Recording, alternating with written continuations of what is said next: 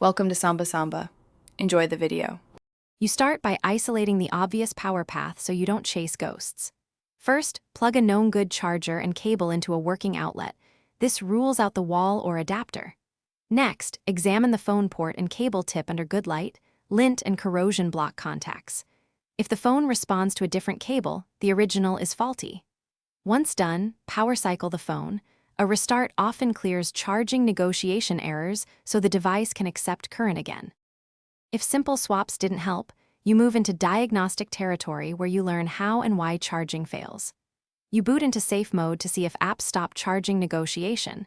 Malicious or buggy apps can interrupt charging. Then check battery health and temperature. Overheat or a degraded battery reduces acceptance. Use a USB meter to read voltage and current. If the adapter shows correct volts but low amps, the cable or port likely limits flow. Make sure to note anomalies for the final step. To finish, you address physical fixes and safe recovery so the phone reliably charges again. Clean the port gently with compressed air and a non-metal pick. This restores contact. If charging is still weak, swap to a certified charger and cable. Replace the battery or have the port repinned by a pro if needed. Back up your data before any repair. If problems persist after these steps, one key troubleshooting tip.